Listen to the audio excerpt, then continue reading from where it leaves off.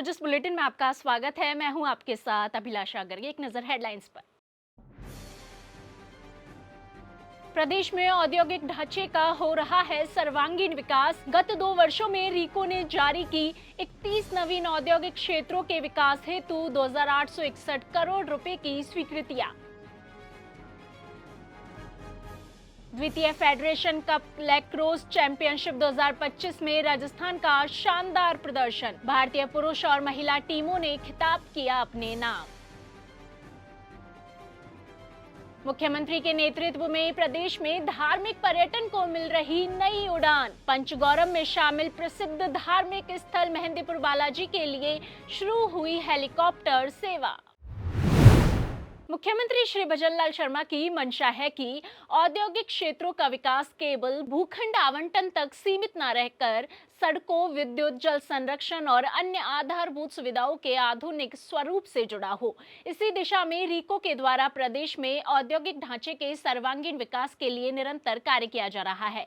गत 2 वर्षों में 31 नए औद्योगिक क्षेत्रों के विकास के लिए 2861 करोड़ रुपए की स्वीकृतियां जारी की गई है। पूर्व स्थापित क्षेत्रों के उन्नयन, विद्युतीकरण और हरित विकास कार्यों पर 1085 करोड़ रुपए से अधिक के कार्यादेश जारी हुए हैं। अलवर, भरतपुर, चूरू, जयपुर और कोटपुतली बहरोड के 7 औद्योगिक क्षेत्रों में अग्निशमन वाहन उपलब्ध कराए गए हैं।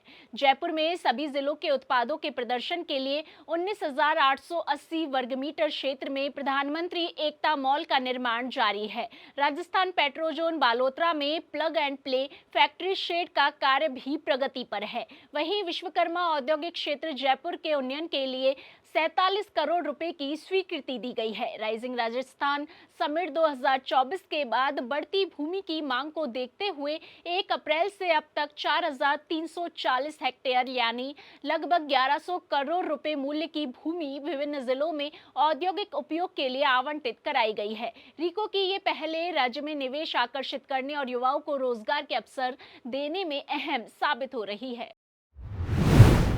भारत के पहले chief of defence staff Padma Bhushan से सम्मानित मां भारती के वीर सपूत जनरल बिपिन रावत की पुण्यतिथि पर मुख्यमंत्री ने उन्हें शत शत नमन करते हुए कहा कि उनकी अदम्य निष्ठा, साहस और नेतृत्व का योगदान सदैव भारतवासियों के दिलों में जीवित रहेगा। मुख्यमंत्री ने सोशल मीडिया के माध्यम से कहा कि जनरल बिपिन रावत जी का बलिदान और राष्ट्र की रक्षा के प्रति उनकी अदम्य निष्ठा, नेतृत्व, साहस और बलिदान हम सभी के लिए प्रेरणा का स्रोत है। उनका योगदान भारतीय सशस्त्र बलों और देश की सुरक्षा के इतिहास में सदैव अमिट रहेगा।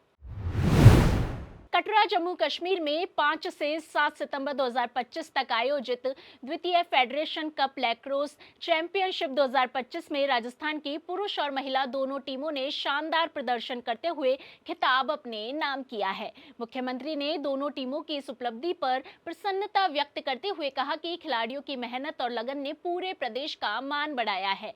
उन्होंने सभी प्रतिभाशाली खिलाड़ियों को हार्दिक बधाई देते हुए उनके उज्जवल भविष्य के लिए कामना की। खिलाड़ियों की इस जीत से राज्य में खेलों के क्षेत्र में नई ऊर्जा और उत्साह का संचार हुआ है। दौसा जिले के प्रसिद्ध धार्मिक स्थल मेहंदीपुर बालाजी के लिए आज से हेलीकॉप्टर सेवा शुरू हुई है। बता दें कि मेहंदीपुर बालाजी जो कि पंचगौरम में शामिल है, वहां पर जिला प्रशासन धार्मिक पर्यटन के विकास की संभावनाओं को बढ़ावा देने के लिए प्रयासरत है।